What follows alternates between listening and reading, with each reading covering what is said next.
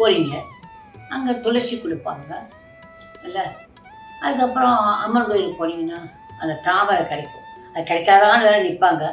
கிடைச்சா அது எப்படி வச்சுக்கணும்னு எனக்கு தெரியாது, அது வேறு விஷயம். எந்த கோயிலில் குங்குமம் கொடுத்தாலும் சரி, விபூதி கொடுத்தாலும் சரி, அதை தனியாக வலது கைக்கு இப்படி வச்சு வாங்குங்க. அதை வலது கையிலே வச்சுக்கிட்டு ஒரு பேப்பர் எடுத்ததுக்கு அப்புறமா, நமக்கு அந்த பேப்பர் கொண்டு இடம் வந்துடுது இல்லை, அப்போ இந்த கை தான் பேசும். அதில் அப்படி போட்டு கூட வரவங்க வலது கையை படுக்க சொல்லி அவங்கள்ட்ட கையில் அந்த பேப்பரை கொடுத்து அதுக்குள்ளே போட்டுக்குங்க.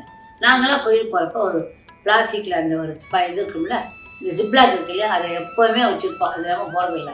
அந்த குங்குமம்லாம் சேர்த்து வருவோம், விபூதியெல்லாம் தனியாக சேர்த்துருவோம். அப்படியே வச்சு அதுக்குள்ளே போட்டுருது. அந்த வலது கையாலே போட்டுருவோம். இடது கையை யூஸ் பண்ணுறதில்ல.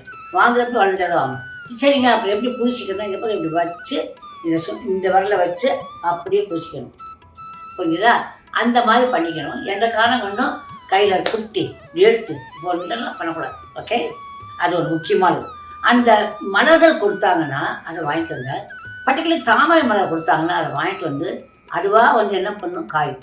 அப்படியே ஒரு மாதிரி சொருங்கி காய வரும். அதில் இருக்க இதழ்களை எடுத்து வச்சு அதில் வேணுங்கிறத எழுதி வச்சிங்கன்னா நடக்கும். நாங்கள் அதை நிறையா செஞ்சு பார்த்துருக்கோம். பண்ணி பாருங்கள். ஓகே.